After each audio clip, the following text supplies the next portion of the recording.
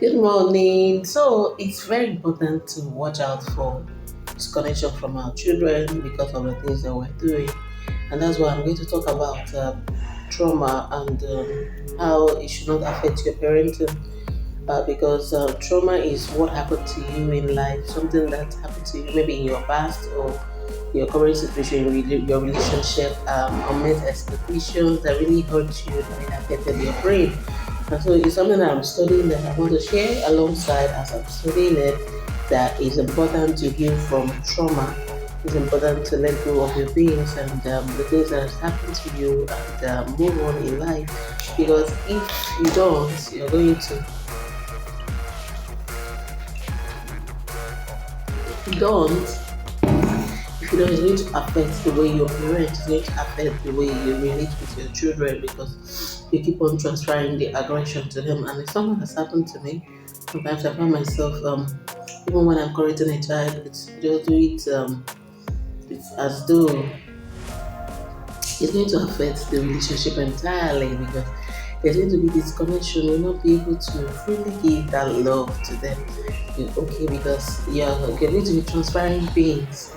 In fact, the aggression transfer is not just to your children, it can affect people around you because whatever has happened to you in such a way that your relationship with people is as strained. Your relationship with people are strained because of unmet expectations. So you keep on living your life fearfully. You keep on living your life. You don't even know what to expect from people, and sometimes you're pushing people away because you just want to be on your own. You don't want to be hurt, so you just like building walls. It's just like trying to protect yourself from what happens so that it doesn't repeat itself. And this is not. It's just a way, it kind of, let's call it defense mechanism, but it does not really help in the long run because you end up being sort of few friends and mostly alone, like when you talk about your friends. So though introverts, they don't feel alone, but there comes a time in your life you just find out that, oh, yeah, it's just you. Okay, there's not a lot of people around you or by your side cheering on and all of that. Anyway, speaking about friendship, the support that friendship provides is very, very massive. It's very great, and so we shouldn't even shy away from having and keeping friends. So, how do you heal this trauma? It's not something that happens in a day. It's not something that happens in a month. It takes time, but it's something about the mind. It's what I'm actively working on, and I'm sharing what I'm experiencing. Okay, you need to begin to heal day by day by making constant effort not to repeat the same patterns. If there's something that happened to you, look at the reason why it happened and try not to repeat that same reason, that same pattern. Okay, so that is important.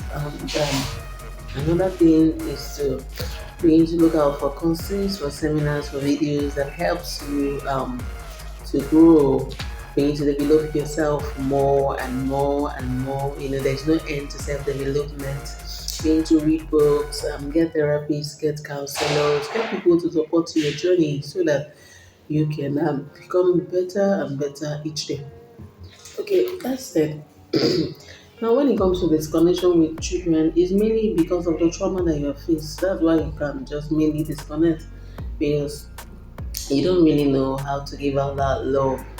But you must heal first. That's why I talked about healing first from your pain. Well, accept what happened to you, that it happened, okay? And in Christ, as a Christian, know that God allowed it. Anything that happens to you was what God allowed. If God didn't allow it, it wouldn't come to play. So now that you have learned it, now that you know that this has happened and you accept it, learn the lesson from it and move on. Learn the lesson from it and move on. There's nothing, it's a constant effort. It's a daily thing you need to do, to constantly move on, to constantly choose to let go, to constantly choose to um, grow. It's a deliberate effort that we must make. That's growing. That, oh, I'm not going to be the same again. Oh, I'm going to become better than this. I'm going to do better, be better, love better, relate better. It's a constant effort, conscious effort that will make.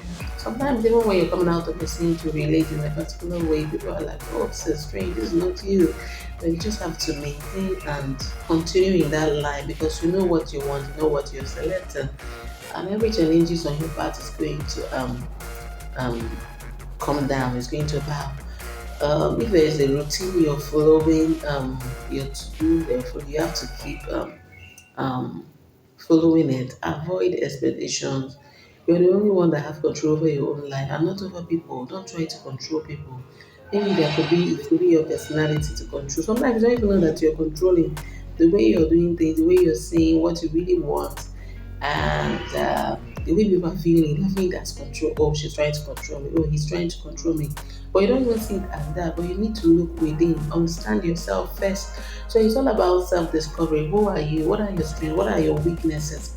Okay, when I relate with people, how do they feel? How do they react? Why do they react or feel this way? What do I need to change? So the control is mainly within you. It's mainly for you. All right. So this is so important that we always talk about it. How we need to grow above our own self. How we need to move on and stop holding on to hurt. How we need to avoid expectations. How we need to trust on God's grace and avoid repeating patterns. So this is just where I'll cap it up. Heal from your trauma. Let me just share three quick tips to heal. You need to acknowledge what happened. Acknowledge what happened to you. Was it disappointment? Who are those that disappointed you? Write it down. Journaling is important.